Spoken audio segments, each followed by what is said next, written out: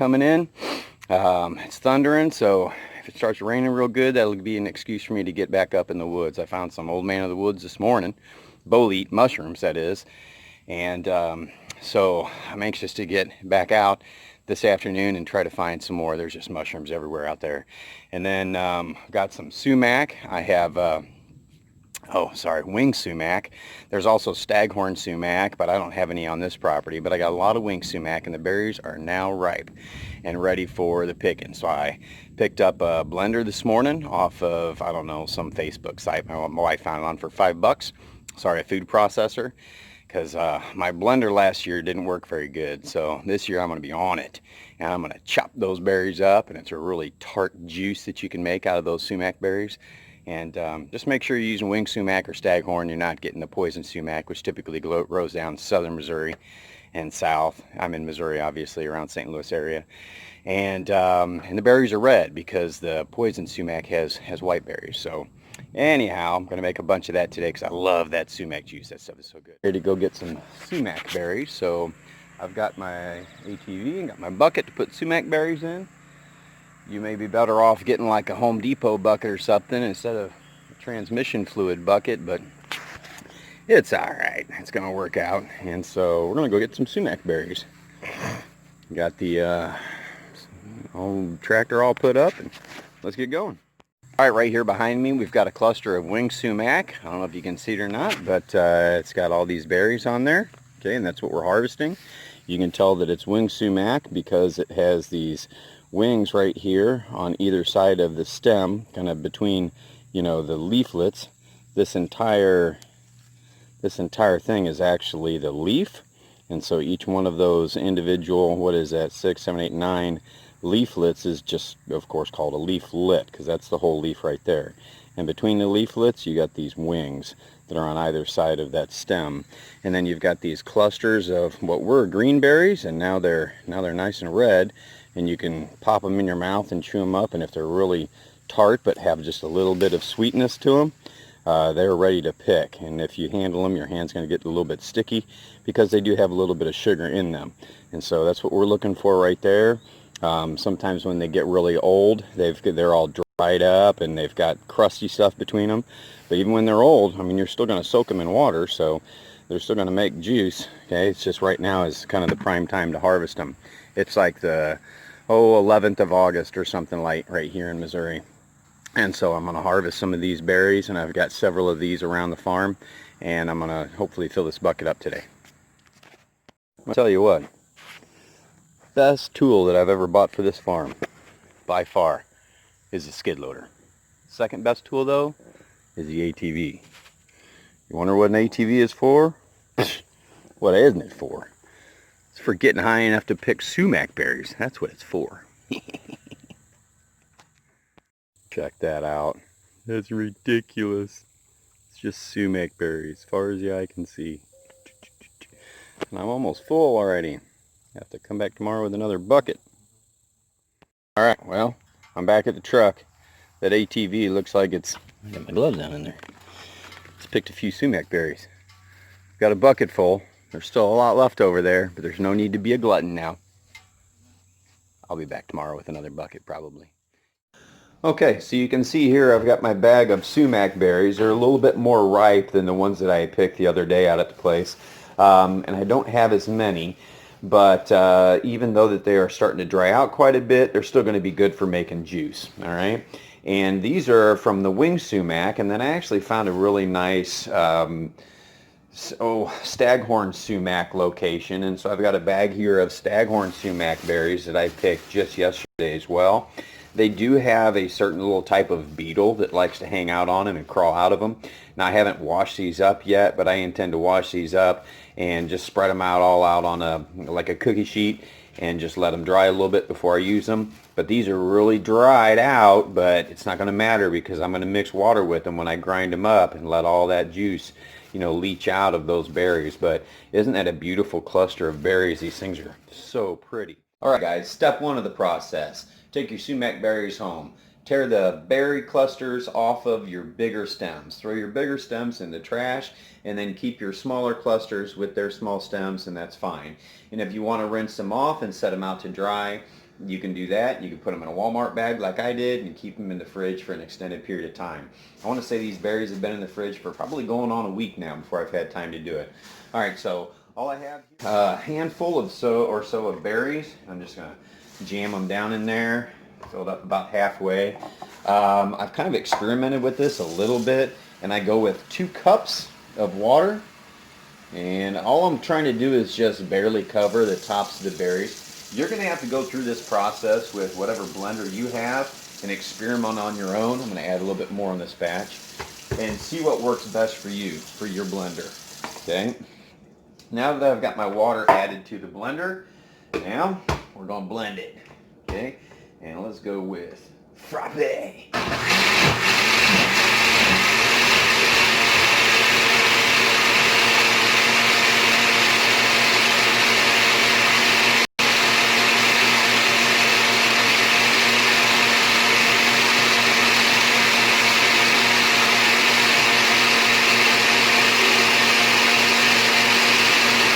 Okay, go long enough so that you think they're good and chopped up, and you can see that that clear water has just turned like a rose red. I mean, that is just a beautiful red color, and your juice is that color with no additives, no, coloring added. It's this bright red color. It's gorgeous.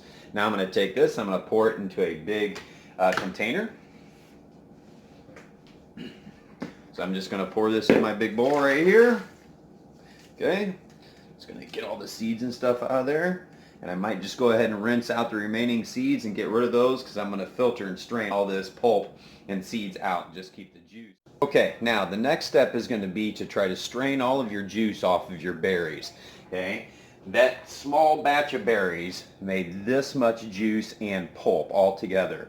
Now you might be thinking, oh, well, I'll just add a bunch more water whenever I grind up my berries. That's going to give me so much more juice. Well, it's actually not going to do that. As long as you're putting an adequate amount of water in to cover your berries, you're able to grind those berries up.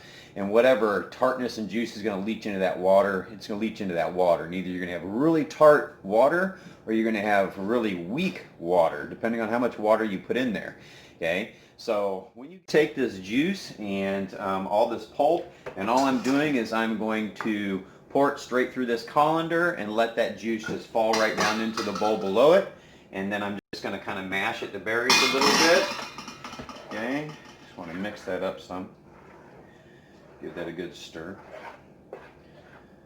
Okay, now I've already let this sit like 15 minutes to leach a lot of that tartness out of there. I'm just going to pour it right down through that colander.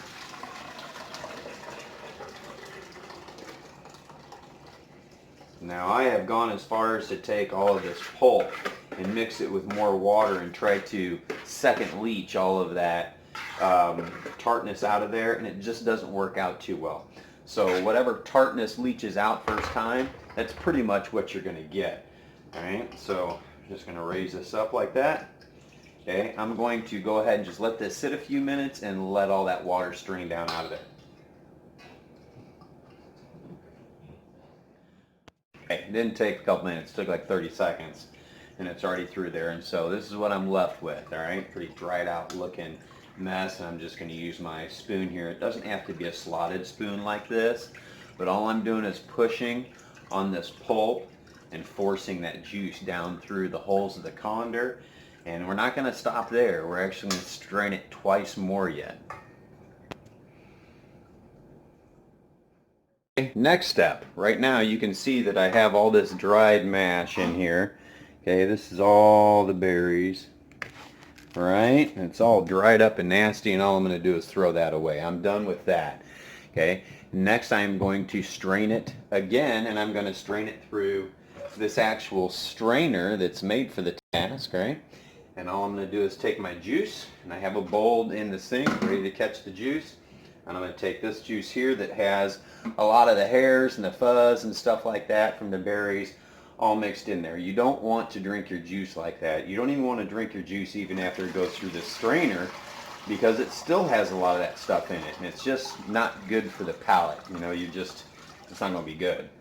It's not going to taste good. It's not going to have, a good aftertaste and whatnot. So you can see that the strainer pulls out even more gunk, Okay, and then we're going to take it through the last straining process, which is going to be a cotton t-shirt or a cotton tea towel. So you can see that I have just a regular bowl, right? That I have a, half of a cotton t-shirt stretched over the top loosely so that it's just, kind of depressed in the middle. And I'm just using binder clips just to hold this, towel, or in this case t-shirt, all the way around the sides. I'll be able to adjust these binder clips and kind of take up a little bit more here and give a little bit more there to rotate this around to let the juice just kind of perk down through.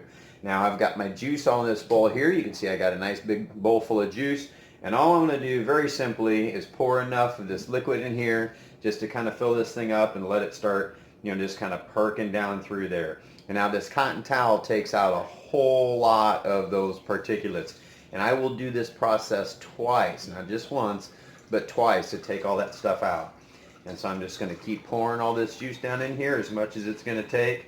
Looks like I might be able to get the entire bowl in here.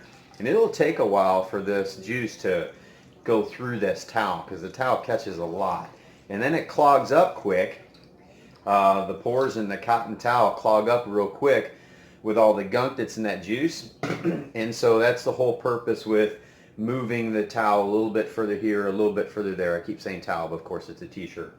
Okay, so you can see that it's already kind of stopped perking down through there. So now what I'm going to do is I'm just going to, and it may even be sitting in the juice down below, depending on how much juice you just poured down in there. Okay, so I'm going to start tightening this thing up as I work my way around the bowl. I just pull a little bit here, pull a little bit there. You're going to lose a little bit of your juice to wicking up into, the t-shirt, of course, and I don't know why I didn't remember to do it on this one. I'm just getting carried away with the video, but normally I wet the t-shirt first so that the t-shirt isn't absorbing my juice, but it's already absorbed water, and therefore I don't lose any juice, if that makes sense. I'm kind of frustrated with myself now that I didn't do that because I probably lost a half cup of juice.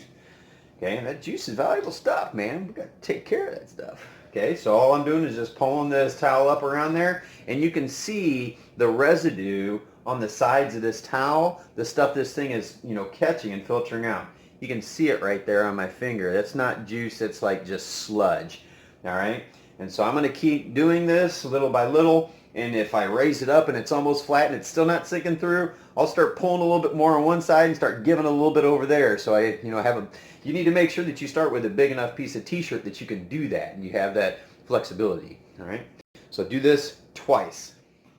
This is the end of round 2. You can see it's almost completely perked through. I've got just a little puddle there on top. Give that another few seconds. I might actually run it through one more time just to make sure. It looked like that ran through pretty quick. That cotton t-shirt's doing a good job. You might be thinking to yourself, man, I'll bet that's fun and I'll bet it tastes good, but it looks like a lot of work to go through. Well, I mean, it's one of those things. You can't buy this at the store. You're only going to get this product if you take the time and effort to go out there and find those berries, identify them, and make this product yourself. Okay, now I can't give you guys a sample of my Sumac juice this year because of the COVID stuff. In years past, I've given outdoor ed students a sample of it. I'll bring in Dixie cups and give them a sample, and they're always like, "Oh man, coach, that's really good."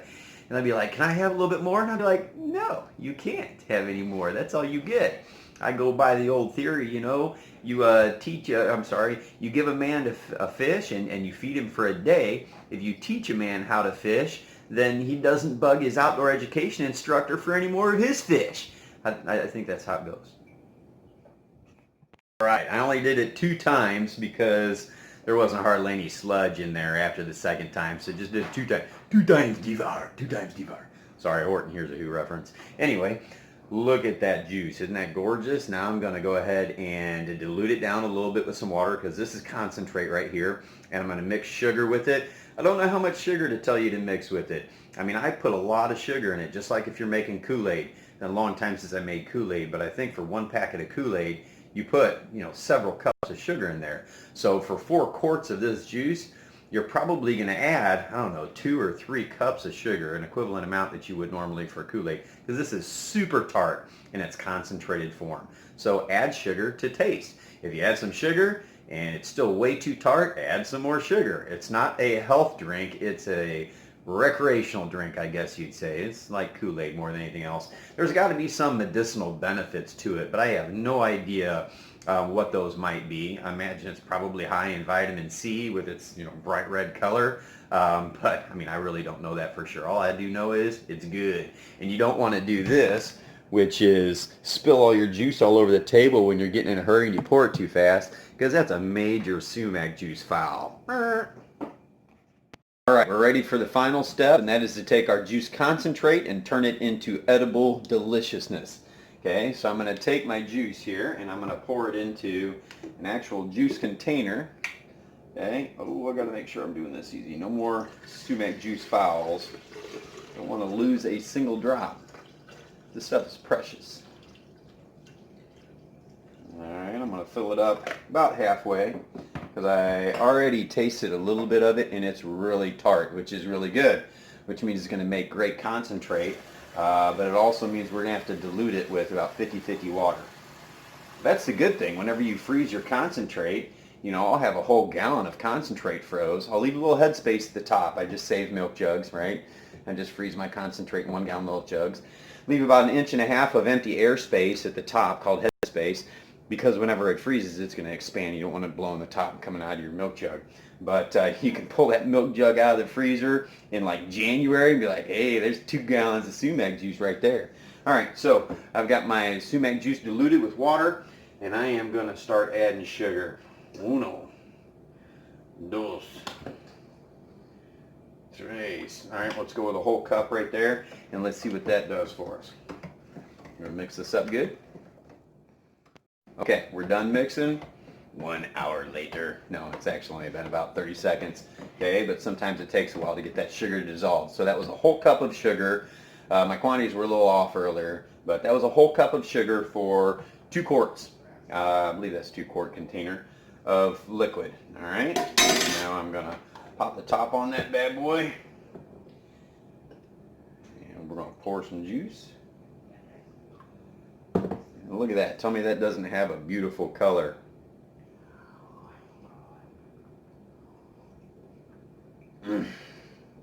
That's a good juice. All right, you guys are going to have to try this. It's something you've never tried before. If you like rhubarb pie, you're going to love this. If you love anything tart, you will love this juice. So just make sure that you guys, Google Staghorn Sumac and wing sumac. Those are the 2 types of sumac. They're going to have the red berries, and you'll be able to make this edible juice. So if you need some help identifying the plant, bring me in, a cluster of your berries that you found and a couple of the leaves, and I'll happily identify it for you. Of course, I'll probably keep the berries for payment for my knowledge. No, I'm kidding. Not really. Okay. But anyway, get out there and make yourself some sumac. Oh, sorry. I didn't realize that was still on.